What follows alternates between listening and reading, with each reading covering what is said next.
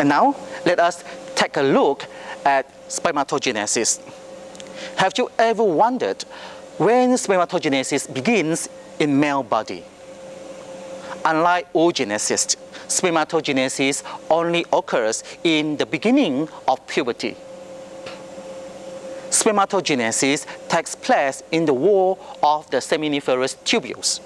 These stem cells are found at the periphery of the tube, where the spermatozoa are located at the lumens of the tube.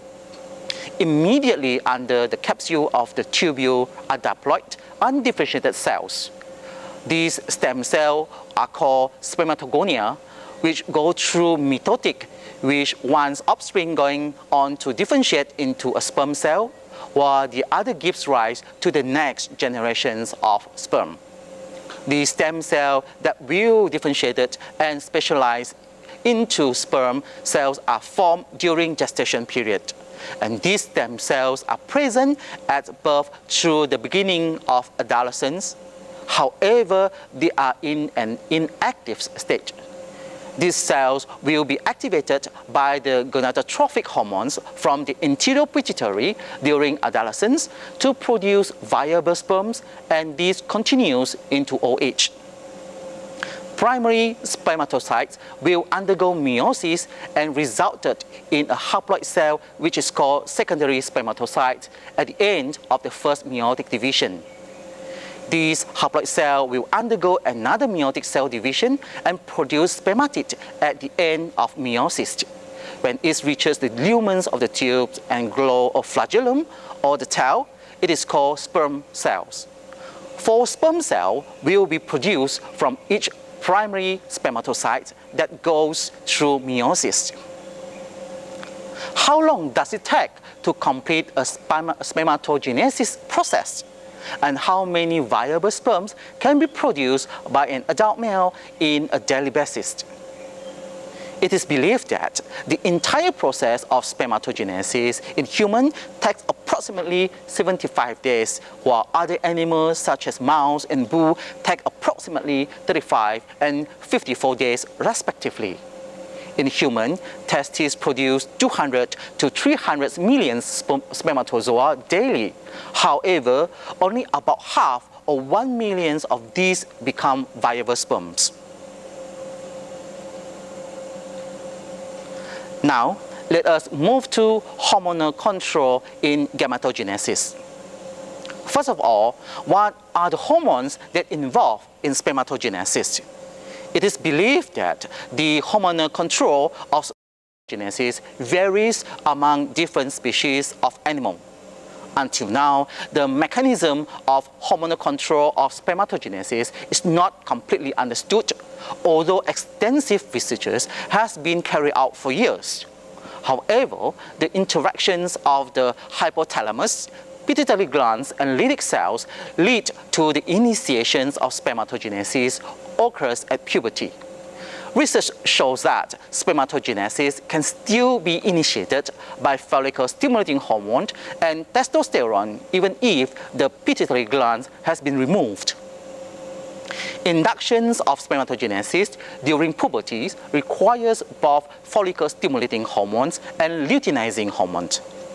Gonadotrophin-releasing hormone stimulates the interior pituitary glands to secrete follicle-stimulating hormones and luteinizing hormones. The actions of luteinizing hormones is indirect through Leydig cells, which stimulate the production of testosterone, which is in turn stimulates the Sertoli cells. Luteinizing hormone also stimulates the testes to produce androgen. Actions of follicle-stimulating hormones is direct, since receptors for it are found in both Sertoli cells and spermatogonia. Sertoli cells produce inhibins in response to follicle-stimulating hormone stimulation. And now, what are the hormones that involve in oogenesis? The hypothalamus and the anterior lobes of pituitary glands are 2 major domains that involve in oogenesis. This cyclical process is tightly associated with the fluctuations of hormones levels. This cycle process is called the menstrual cycle, which takes about 28 days. The ovulations occur at about day 14. The pituitary glands play a very important role in this process. It releases follicle-stimulating hormone to stimulate the development of follicle within the ovary.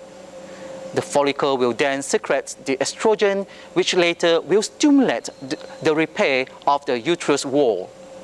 After that, the rise of estrogen level will stimulate the production and release of follicle-stimulating hormone and luteinizing hormones. A surge or sudden increase of luteinizing hormone will result in ovulation and the development of corpus luteums.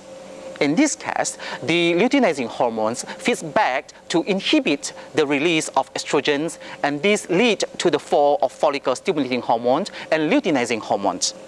The corpus luteum will secrete progesterone to stimulate the thickening and the vascularization of uterus wall in preparation for pregnancy. So, what will happen to the hormonal control if no pregnancy occurs?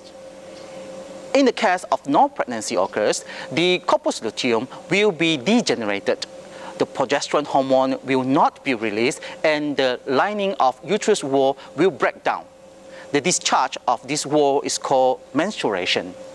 The release of follicle-stimulating hormones is no longer inhibited, and therefore the new cycle will begin again. And what will happen to the hormonal control if pregnancy occurs? If pregnancy occurs, chorionic gonadotropins will be released and the corpus luteum will persist. And now let's recap what you have learned so far. In the beginning of this video, we have discussed the major organs of both male and female reproductive system. We also mentioned the function of the major male and female reproductive organs. This followed by the discussions on the process of spermatogenesis and oogenesis together with the hormone control of gametogenesis. I hope you have enjoyed this video. See you again in next sections. Have a nice day.